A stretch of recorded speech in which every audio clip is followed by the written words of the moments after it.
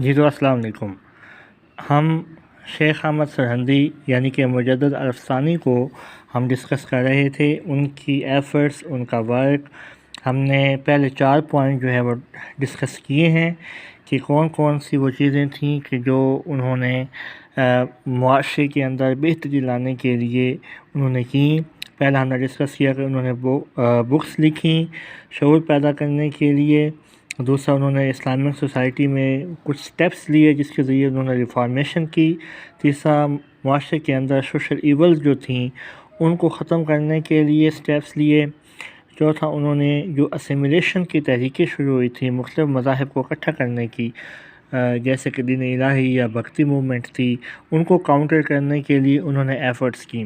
تو اب ہم دیکھیں گے کہ انہی چیزوں کو کاؤنٹر کرنے کے لیے شیخ احمد نے اپنے لیٹرز بھی لکھے۔ وہ جو لیٹرز تھے وہ ٹوٹل انہوں نے 536 لیٹرز انہوں نے لکھے تھے۔ تو ان کے اندر یہ ایک بہت اچھا ان کا یہ ایک میتھڈ رہا تھا اس دور کے اندر، کیونکہ یہ کمیونیکیشن کا ایک بہت اچھا سورس تھا، ذریعہ تھا۔ انہوں نے یہ جب میتھڈ انہوں نے اڈاپٹ کیا تو یہ اڈاپٹیڈ این افیکٹو میتھڈ،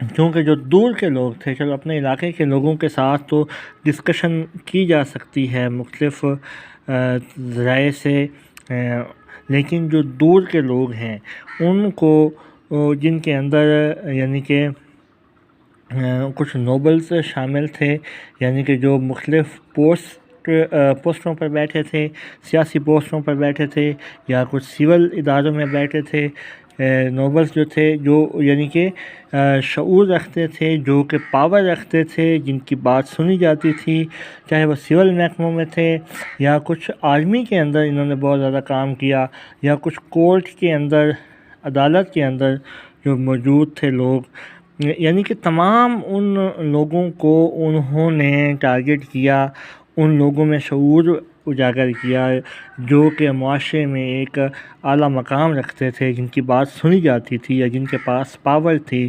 ان سب لوگوں کو انہوں نے لیٹرز کے ذریعے اپنے بات پہنچائی، ان کو کنونس کیا، ان کو اپنا جو کہنا چاہتے تھے، جو اپنا جو پیغام تھا وہ انہوں نے انہیں پہنچایا۔ تو یہ طریقہ انہوں نے اڈاپٹ کیا تھا۔ یہ کافی افیکٹو ثابت ہوا تھا یہ میتھڈ ان کے لیے۔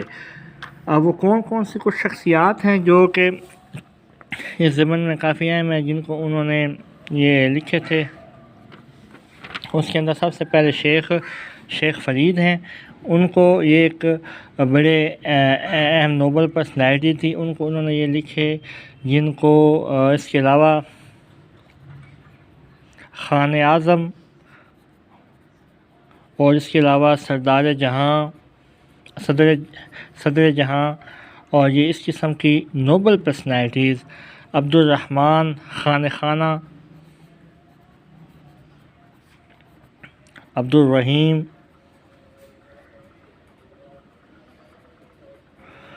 خان خانہ، تو جو اس وقت لوگ تھے جو کہ یعنی کہ نوبلز تھے، وہ اپنے ساتھ اس قسم کا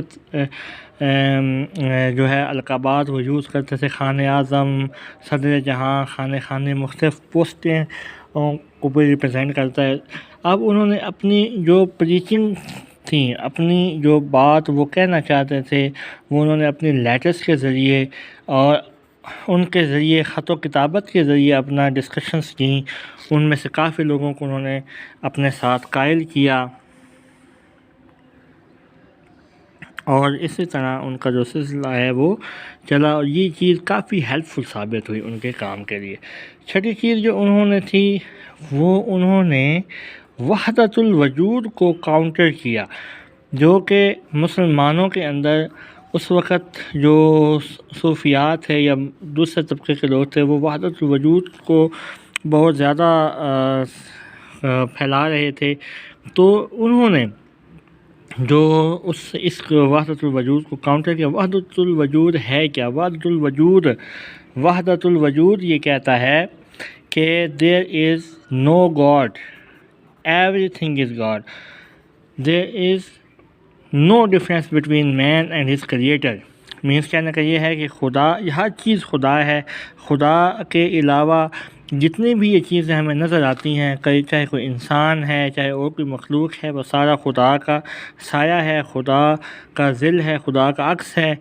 تو حقیقت میں every thing is God. In other words he says that there is no difference between man and his creator. Everything and his creator.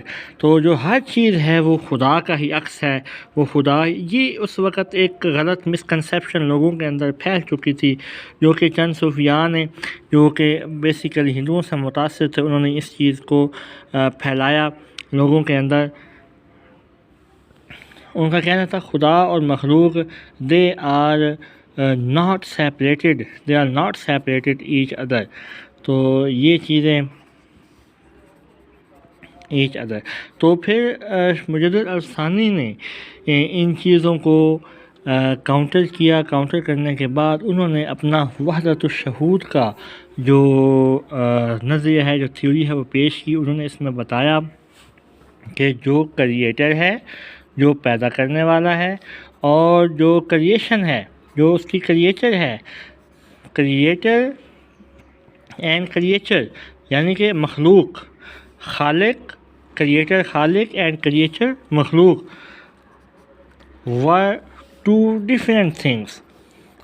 یہ دو مختلف ہیں، خالق اور ہے، مخلوق اور ہے، ساجد اور ہے، مسجود اور ہے. تو یہ انہوں نے اس چیز کو کاؤنٹر کر کے انہوں نے، بلکہ یہ اپنے خطوط میں، اپنے بکس میں، اپنے خطابات میں اوپنلی انہوں نے اس چیز کو نگیٹ کیا، وحدت الوجود کو، اور اپنا ایک نظریہ وحدت الشہود جو ہے انہوں نے پیش کیا. تو یہ تھا آج کا لیکچر. مزید جو ہے وہ ہم ان کی جو ایفرٹس ہیں وہ ہم اگلے لیکچر میں ڈسکس کریں گے، اور اگلا لیکچر جو ہے وہ ہمارا ان سے متعلق جو ہے وہ لاسٹ لیکچر ہوگا. السلام علیکم.